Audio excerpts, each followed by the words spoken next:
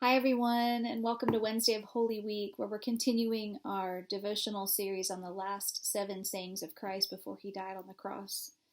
And I was assigned Jesus' prayer to his Father, where he says, Father, forgive them, for they know not what they do. Father, forgive them, for they know not what they do.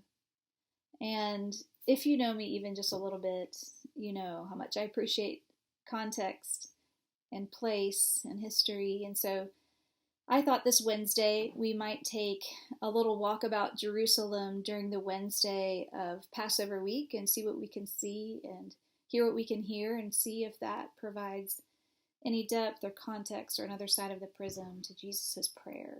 By Wednesday of Passover week, every household had procured a lamb.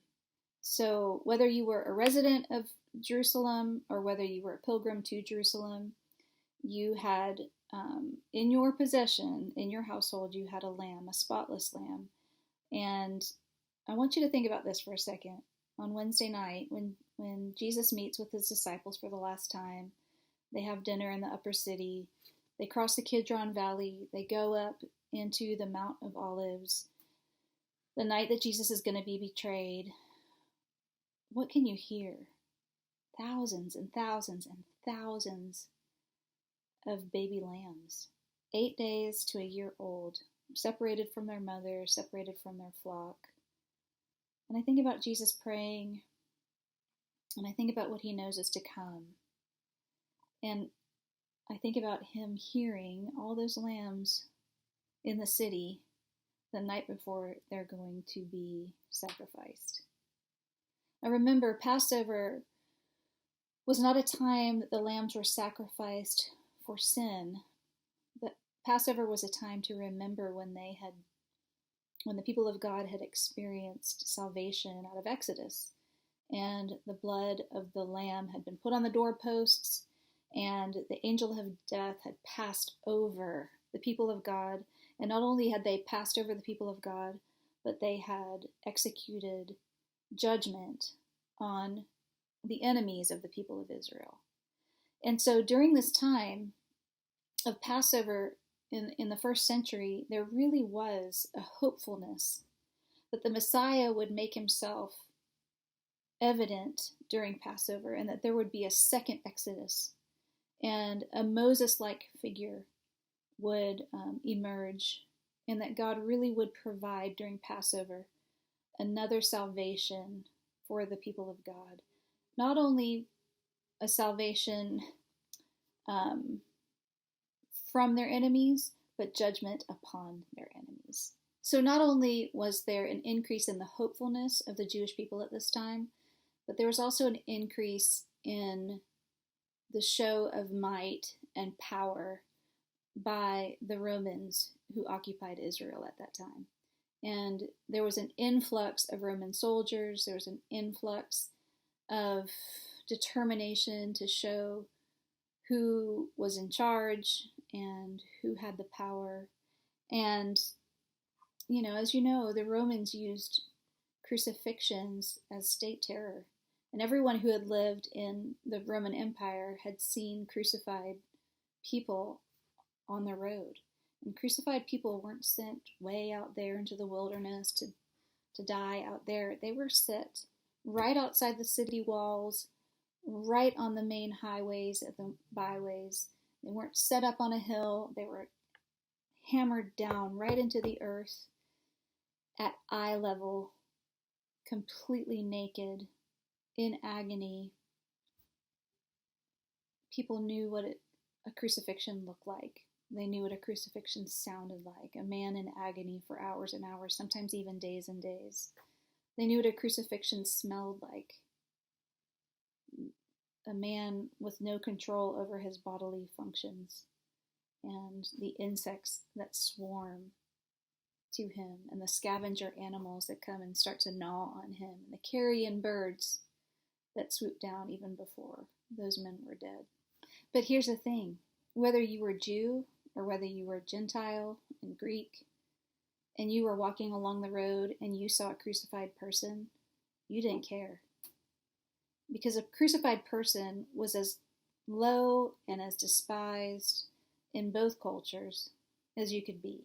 And the whole point of a Roman crucifixion was to reduce the victim to not a man but a thing, a completely different species. He wasn't worth living. He was of no benefit to society. It was better, in fact, for society to not have him around. It was better for the world that he be dead. And so Roman crucifixion was just this layer after layer after layer of degradation of the human body and the human spirit. And it culminated in this pinning up, like insects, this pinning up of another species for public consumption and for public display and utter humiliation. And so the theological implication of this, of course, is that crucifixion is the enactment or the embodiment of what lies lodged deep inside us, the worst and the most inhumane part of us, when we crucify others. Obviously not physically, but we crucify others in our hearts, and we say, you know what? You're not like us.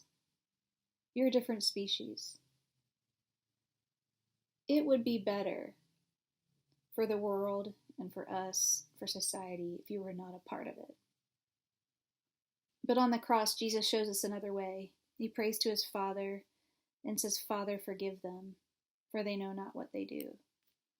And Jesus gives his enemies into his Father's hands and says, Father, you know what's best for them. You know their hearts. You can execute perfect justice. You can execute perfect mercy. I give these enemies, these people who are literally crucifying me, I give them to you. I give them over to you. And that is what forgiveness is. If you are a Christian, forgiveness is not mustering up good feelings for people that are crucifying you. But forgiveness is not wanting to return their shame. It's not wanting to ignore what's happening, to ignore your shame, to ignore your vulnerability, to ignore your hurt and your dishonor.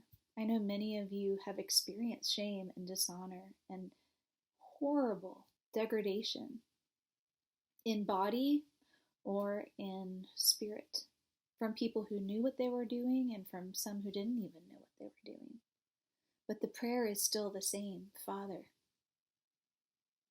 I give them to you. Forgive them. You know what's best for them. You know their hearts. Can we do that? And there are people inside our gates and outside our gates that have caused us harm, that have caused us shame. But it's the way of the cross. And it's the way that Jesus taught us to pray. Forgive them, Father. Into your hands I commit my enemies. Into your hands I commit my loved ones. Into your hands I commit my spirit, because that's the safest, best place to be. Shalom to you and yours, and peace to you today. Amen.